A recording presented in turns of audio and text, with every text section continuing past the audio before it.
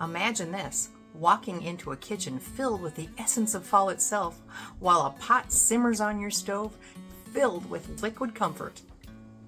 Today we're making traditional cooked apple cider, the kind your grandma might have made, with warming spices and that sweet and tart flavor that just makes cider taste so great.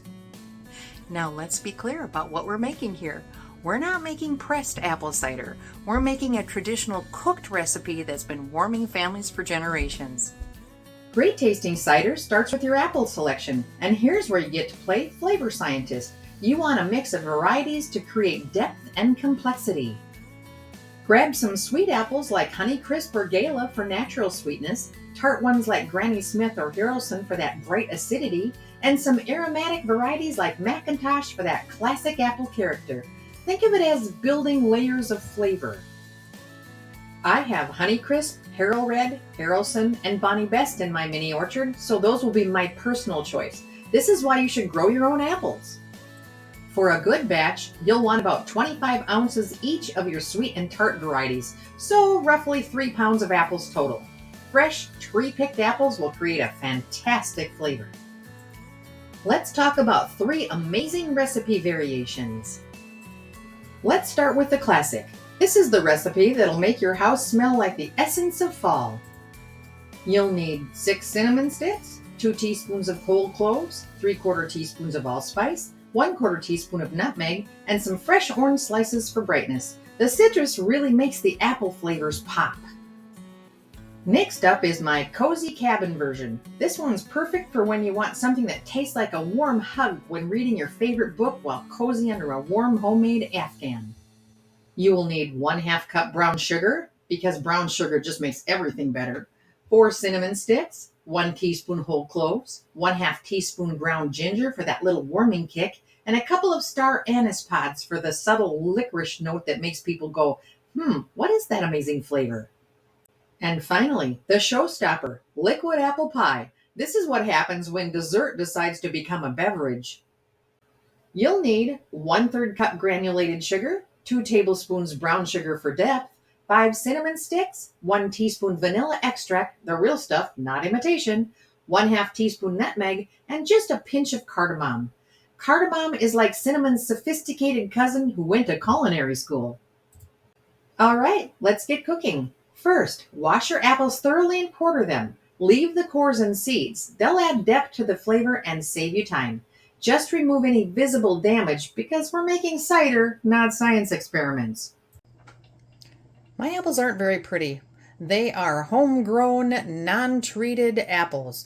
I have honeybees and I have pollinators with that I care so deeply about. So my apples are going to be ugly. I have to cut them apart a little more and take some more skins off and worry about the cores a little bit. But after that, I'm going to get fantastic cider. So it was worth every bit of work.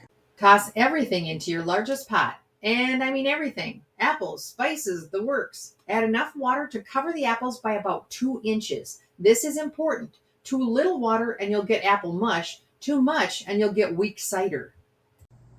I have placed my apple mixture into my large canning pot because I did a double batch. And I've added all the spices. I've added cinnamon sticks, cloves, allspice, nutmegs.